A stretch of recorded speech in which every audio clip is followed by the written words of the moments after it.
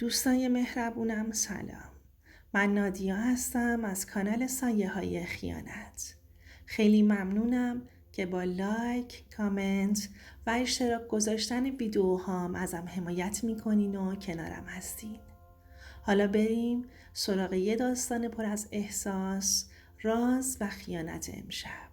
تمام املاک و مغازه ها رو به اسم فامیلام کردم تا مهریه ندم. ولی بعد طلاق املاکم رو دیگه پس ندادن. رضا هستم و اگه الان داری این داستان رو گوش میدی یه چیزی رو بدون. این داستان واقعی زندگی منه. شاید وقتی شروع میکنم فکر کنی این دیگه چه ماجراییه. ولی همه چیز واقعی اتفاق افتاده و هر لحظهش پر از تصمیماتیه که زندگی منو شکل دادن. خب بذار از وقتی که مجرد بودم برات شروع کنم. اون زمان حدود 23-24 سالم بود. تازه دانشگاه رو تموم کرده بودم و وارد دنیای کار شده بودم. بچه های همسن و سال من بیشتر وقتشون رو به بیرون رفتن، تفریح و خوشگذرونی میگذروندن. ولی من همیشه گوشه‌ای می نشستم و تو دفترچه یاد داشتم رویای یه زندگی امن و راحت رو تو ذهنم می ساختم و می نوشتم. همیشه یه جمله تو ذهنم بود: اگه قراره موفق بشی باید زرنگ باشی، نه فقط سخت کوش. شاید به نظر دیگران یه ذره خودخواهانه باشه، ولی واقعیت اینه که زندگی هیچ وقت صبر نمی‌کنه و کسی هم منتظر تو نمیمونه. اون زمان اولین سرمایه‌ای که بهم رسید یه مغازه کوچیک تو مرکز شهر بود که پدرم بهم بخشیده بود. وقتی فهمیدم قلبم یه جور خاصی میزد. انگار دنیا یه در کوچیک برام باز کرده بود و بهم میگفت رضا، این فرصت توه، درست استفاده کن. همه دوستان پرسیدن رضا، حالا که پول دستته چی میخوای بکنی؟ و من لبخند زدم و گفتم منتظر باشین، یه روز همه چیز دست منه. دوران مجردی پر از تصمیمات مهم و درس‌های سخت بود. مثلا یادم میاد یه روز با دوستام نشسته بودیم تو کافی شاپ. یکی از دوستام گفت رضا، تو چرا همیشه محتاطی؟ چرا نمیری دنبال دخترای خوشگل و خوشگذرونی؟ و من بدون اینکه لبخندم رو از دست بدم گفتم میرم، ولی اول باید مطمئن باشم که آینده تو دستای خودمه و هیچ چیزی بدون پایه محکم دووم نمیاره. زندگی فقط فکر کردن به امروز نیست، بلکه پیشبینی فردا و محافظت از خودت قبل از هر اتفاقیه. همون دوران بود که تصمیم گرفتم وقتی روزی ازدواج کنم مهریه هیچ وقت تهدیدی برای آرامشم نباشه. یه شب داشتم قدم می زدم تو کوچه نزدیک خونمون. بارون می اومد و خیابون خیس بود. یه حس عجیبی بهم دست داد. انگار داشتم زندگی آیندم رو پیش بینی می کردم. هر قدمی که برمی داشتم یه تصویر از آینده تو ذهنم شکل می گرفت. مغازه های بیشتر، خونه های بزرگتر، امنیت و آرامش و این زندگی که شروعش کردم یه بازی بزرگه و فقط یه نفر میتونه توش پیروز بشه، اونم خودم. اما زندگی همیشه اون چیزی که تو نقشه میکشی نیست. هر چقدر هم زرنگ باشی، هر چقدر هم برنامه بچینی، همیشه یه چالش غیر منتظره سر راهت سبز میشه. و همون دوران مجردی من اولین بار طعم استرس، ترس و هیجان بزرگ زندگی واقعی رو چشیدم. به خودم میگفتم که رضا، هیچ وقت فکر نکن که همه چیز دست خودته. زندگی پر از پیچ و خمه و هر پیچ میتونه امتحان واقعی باشه. و همین نقطه شروع داستانیه که الان داری گوش میدی. داستانی از زرنگی، اعتماد، خیانت و کشمکش برای چیزی که حقمه. بعد از اون دوران مجردی و اولین قدم هایی که برداشتم، زندگیم یه حس جدید پیدا کرد. کارم داشت جلو می رفت، مغازه و املاک و سرمایه هام بیشتر می شد. ولی یه خلأ بزرگ توی زندگیم بود. همدم واقعی. کسی که کنارم باشه. یه روز تو همون محله‌ای که زندگی می کردم چشمم به سارا خورد. سارا دختر همسایمون بود که همیشه با لبخند و مهربونی با همه برخورد می کرد. از همون نگاه اول یه چیزی تو رفتار و چشماش بود که آدم رو جذب می کرد. وقتی با هم شروع به حرف زدن کردیم فهمیدم این دختر چیزی فراتر از ظاهرش داره. هوش، طنازی و یه حس صمیمیت عجیب که آدم رو راحت می کرد. اون روزا من بیشتر وقتم رو روی کار و برنامه ریزی زندگی آیندم میگذروندم. ولی با سارا یه حس جدید پیدا کردم. انگار یه قطعه گم شده تو زندگیم پیدا شده بود. اولین بار که باهاش صحبت کردم گفت رضا تو همیشه تو فکرمی. یکم هم خوش بگذرونیم با هم. و من جواب دادم راست میگی. ولی آدمی که زندگیشو میسازه نمیتونه همیشه بیخیال باشه. هفته ها گذشت.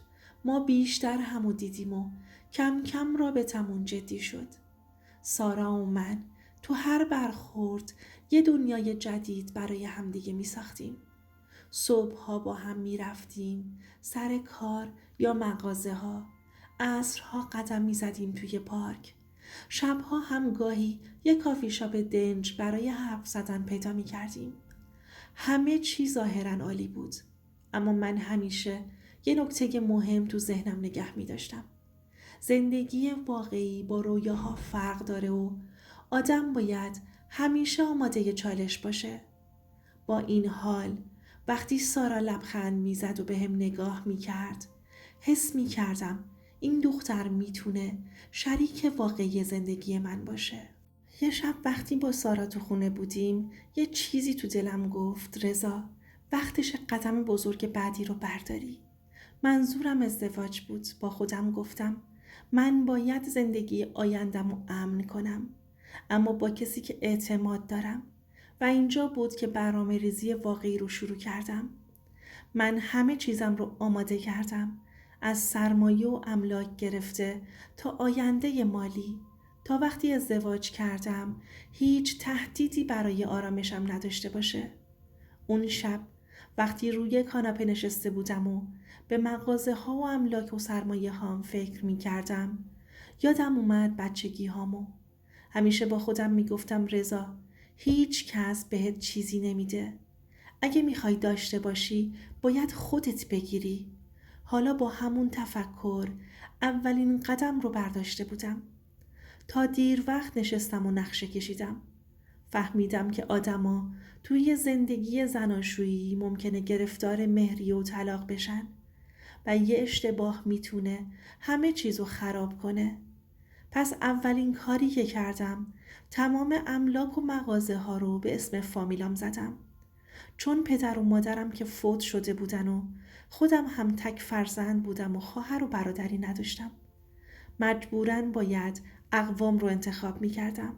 مغازه ها تو مرکز شهر، خونه ها شمال شهر، یا آپارتمان و یه زمین بزرگ توی یه شهر دیگه.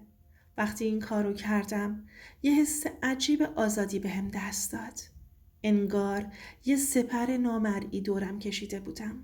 چند هفته بعد با یه حلقه ساده و یه لبخند از سارا پیشنهاد ازدواج دادم.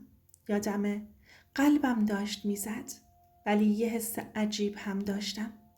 ترس از دست دادن کنترل و اعتماد به زندگی جدید. سارا خندید و گفت رضا قبول میکنم. همون لحظه یه حس آزادی و آرامش پیدا کردم. اما هنوز نمیدونستم مسیر زندگی چقدر پیچیده تر از این لحظه ساده است. بعد از نامزدی همه چیز بیشتر جدی شد. باید برای مراسم برنامه ریزی می کردم. خانواده ها رو راضی نگه می داشتیم و من همچنان تو فکر سرمایه هام بودم. هر روز صبح با یه برنامه ریزی مشخص بیدار می شدم. مغازه ها رو بررسی می کردم، وضعیت مالی رو تحلیل می کردم و در کنار همه اینها سارا رو هم بیشتر می دیدم. یادم یه روز که تو مغازه قدم می زدم. سارا به هم زنگ زد و گفت رضا بیا خونه، یه چیزی دارم که میخوام بهت نشون بدم. وقتی رسیدم یه دفترچه یادداشت قدیمی نشونم داد. پر از عکس و خاطرات دوران بچگیش. یه لحظه حس کردم دنیا وایستاده و فقط ما 2 نفر هستیم. اینو همون لحظه درک کردم که عشق و اعتماد واقعی هم میتونه بخشی از زندگی باشه، حتی برای یه آدم حسابگر مثل من. اما زندگی همیشه همون چیزی که آدم فکر میکنه نیست. من هنوز نمیدونستم که نشونه های کوچیک مشکلات رو چه زمانی نشون میدن و چقدر پیچیده میشن. اون لحظه فقط میدونستم که سارا مهمه و من برای محافظت از زندگی آینده‌ام باید هوشمند باشم. اما قلبم هم باید جای خودش باشه. وقتی وارد خونه ای شدیم که قرار زندگی مشترکمون توش شروع بشه، یه حس عجیبی، ترکیبی از هیجان و نگرانی داشتم. هیجان از این که بالاخره زندگی که با فکر و برنامه‌ریزی ساخته بودم شروع می شد و نگرانی از این که آدم نمیدونه آینده چه چیزایی برامون داره. خونه یه کوچیک و ساده‌ای بود اما حس خوب و گرمی داشت. روزای اول زندگی مشترک همه چیز عالی بود. صبحها با هم از خواب بیدار می شدیم. صبحونه می خوردیم و برای کار راه می افتادیم. عصرها گاهی با هم قدم می زدیم یا می رفتیم خرید. شبها هم یه برنامه کوچیک داشتیم. گاهی یه فیلم، گاهی یه چایی کنار پنجره. زندگی حداقل از بیرون بی نقص به نظر می رسید. اما کم کم چیزایی تغییر کرد. اولش همشون کوچیک بود. دیر رسیدن سارا به خونه، یه پیام که سریع پاک می شد، یه تماس عجیب که جوابش طول می کشید. من همیشه با خودم می گفتم نه، شاید اشتباه می کنم. اما یه حس تو دل آدم هست که نمیذاره ساده از کنارش بگذری. یه روز عصر که برگشتم خونه، سارا اونجا نبود. گوشیم زنگ خورد. شماره ناشناس بود و جواب دادم. یه صدای زنونه بود که ازم پرسید رضا، سارا خونه است؟ کی بود که منو میشناخت و صداش برام آشنا هم نبود. وقتی دوباره بهش زنگ زدم گوشیش پاسخگو نبود. حس کردم یه چیزی توی ذهنم قلقلکم میده. سعی کردم خون سرد باشم. بعد از مدتی سارا برگشت با یه لبخند، اما یه چیزی تو نگاهش بود که نمیتونستم درست تشخیصش بدم. من آدمی بودم که همیشه دنبال نشونه ها بودم. صبحها وقتی از خواب بیدار می شدم، یه نگاه به پیام ها و موبایل مینداختم و یه نگاه به رفتار سارا و همه چیز رو تحلیل می کردم.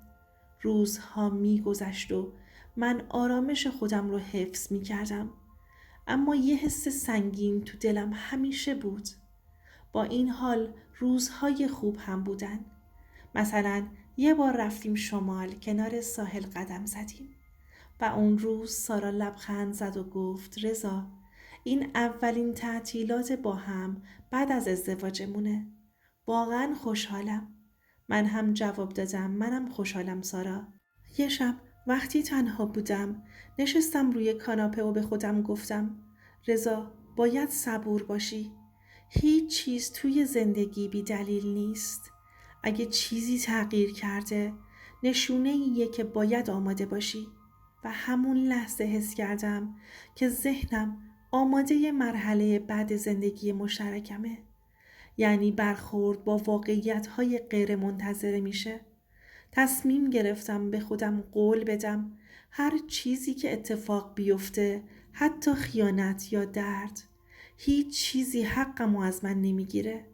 همه اون روزها، اون مغازه ها، املاک و هر چیزی که به سختی به دست آورده بودم نشونه ای از تلاش خودم بود و زندگی مشترک با سارا هم بخشی از همون مسیر بود. اما روزها گذشتن و نشونه ها واضح تر شدن. سارا بعضی روزها خیلی دیر می اومد خونه. بعضی وقتها تماسها و پیاماش عجیب بودن و من هنوز آرامشم رو حفظ می کردم و تلاش می کردم منطقی باشم. ولی یه حس تو دلم بود که می گفت رضا، چیزی این وسط درست نیست. یکی از شبهایی که سارا خواب بود یه حس عجیب بهم دست داد. یه چیزی توی ذهنم می گفت رضا، وقتش حقیقت رو ببینی. همیشه آدم‌هایی که زرنگ هستند یه چی دارند که چیزایی که می‌بینند رو حدس می‌زنن و من هم دقیقاً همین حس رو داشتم. اولش سعی کردم منطقی باشم. موبایلش رو برداشتم فقط برای چند دقیقه نگاه کنم. گوشیش رمز نداشت. شاید همین مسئله باعث شده بود که بهش شک نکنم. اما همون چند دقیقه کافی بود تا تمام زندگی که فکر می کردم امنه به لرزه در بیاد. پیامهاش، تماسها، عکسها، همه چیز نشون میداد که سارا با یه مرد غریبه دیگه رابطه داره. حس آدم وقتی همه چیز رو باور میکنه و ناگهان میفهمه که همه چیز دروغ بوده غیر قابل توصیفه. قلبم تند میزد. دستام یخ کرد و یه صدای نامعلوم توی ذهنم گفت این واقعیت توه. باید باهاش روبرو بشی رضا. چند دقیقه نشستم. نفس عمیق کشیدم و سعی کردم آرامشم رو حفظ کنم. یادم اومد اون نقشه‌ای که برای محافظت از املاک و سرمایه هام کشیده بودم. یه فکری به ذهنم رسید. باید آرامش خودم رو حفظ می کردم تا درست عمل کنم. اینجوری می تونستم جلوی آسیب بیشتر به خودم رو بگیرم. صبح فردا وقتی که سارا هنوز خواب بود شروع کردم به جمع کردن شواهد، چیزهایی که مستند و قابل اثبات باشه. رسیدها، پیامها، تماسها و حتی چیزهای کوچیک که شاید برای دیگران بی اهمیت باشه. هر چیزی که میتونست حقم رو ثابت کنه رو جمع کردم. حتی با یه وکیل مشورت کردم و بهش گفتم میخوام درست و قانونی پیش برم. وکیل جواب داد رضا توی جلسه تمومش میکنیم. روز دادگاه رسید. تو همون دادگاه اول با تمام مستندات زنم رو طلاق دادم.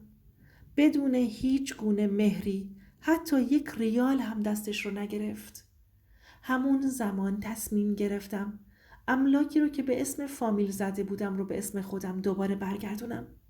اما همون فامیل برام یه مانعی دیگه ای شدند.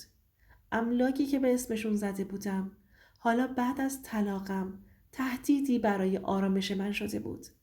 وقتی باهاشون تماس گرفتم گفتن رضا این املاک الان مال ماست و دیگه به تو ربطی نداره. اون لحظه حس کردم زمین زیر پام خالی شده، ولی نمیخواستم تسلیم بشم.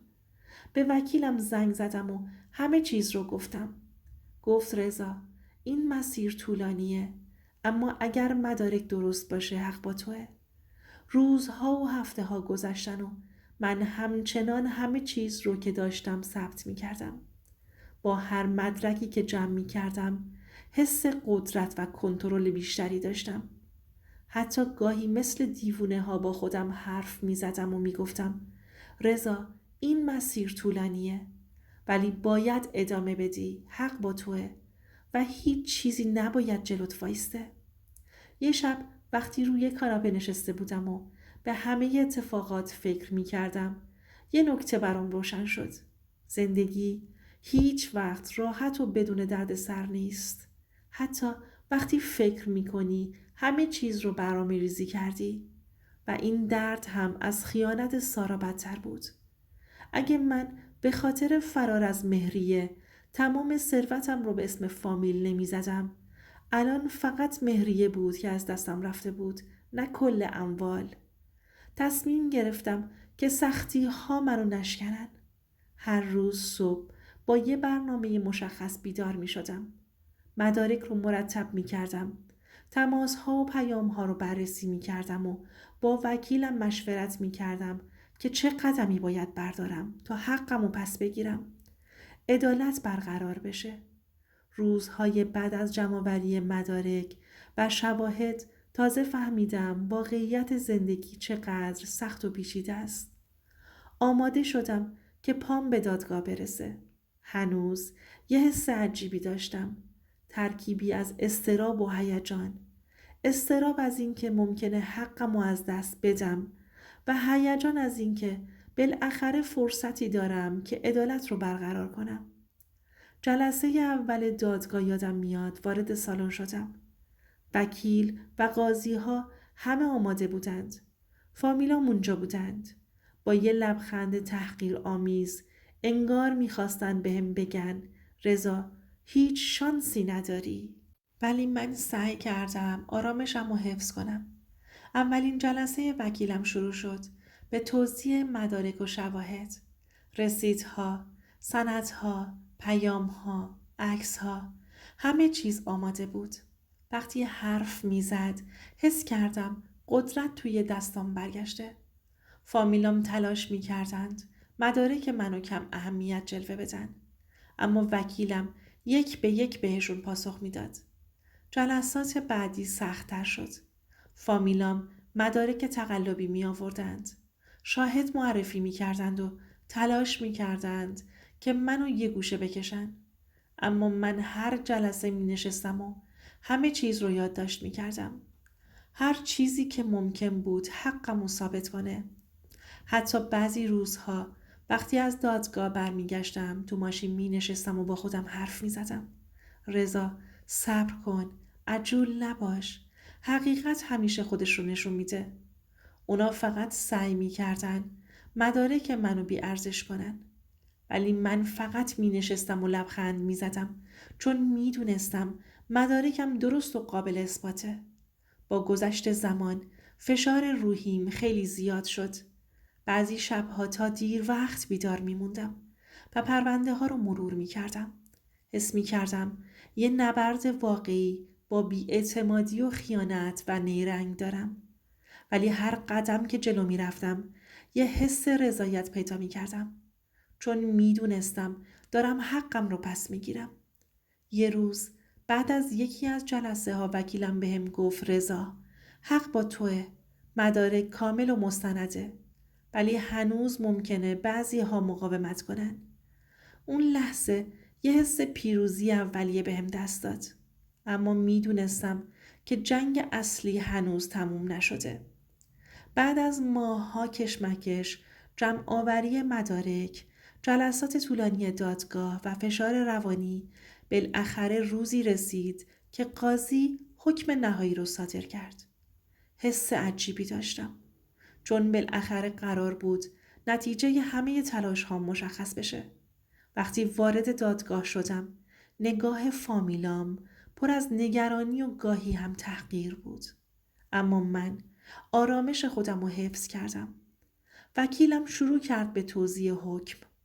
بخشی از املاک که به اسم فامیلام بود به رضا برگردانده می شود. حس کردم یه سنگ بزرگ از روی دوشم برداشته شده. سالها تلاش، صبر، جمع آوری مدارک و مقاومت بالاخره نتیجه داد. اما همزمان یه تلخی هم بود. بخش زیادی از املاک هنوز دست فامیلام بود و من نمیتونستم فعلا همه چیز رو پس بگیرم. بعد از دادگاه وقتی سوار ماشین شدم و به شهر نگاه کردم یه حس عجیبی بهم دست داد. همه اون لحظات سخت از خیانت سارا گرفته تا مقاومت فامیلم و سختی جلسات دادگاه حالا تبدیل به یه درس بزرگ شده بود. زندگی هیچ وقت مطابق نقشه آدم پیش نمیره. اما هر کسی که صبور، هوشمند و پیگیر باشه میتونه حقشو پس بگیره. اون روز تصمیم گرفتم ادامه بدم و بقیه املاکم رو هم پس بگیرم و اجازه ندم شکست‌های کوچیک یا خیانت‌ها مسیرم رو تغییر بدن. میدونستم اعتماد به خود و صبر همیشه برنده واقعی هستش. روزهای بعد شروع کردم به بازسازی زندگیم. تمرکز روی کار و برنامه ریزی برای آیندم.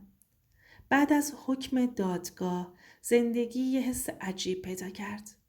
یه طرف آرامش و یه حس پیروزی چون بخشی از حقم رو پس گرفته بودم و یه طرف تلخی و خستگی، چون هنوز بخشی از املاک دست فامیلان بود و سارا هم دیگه کنارم نبود.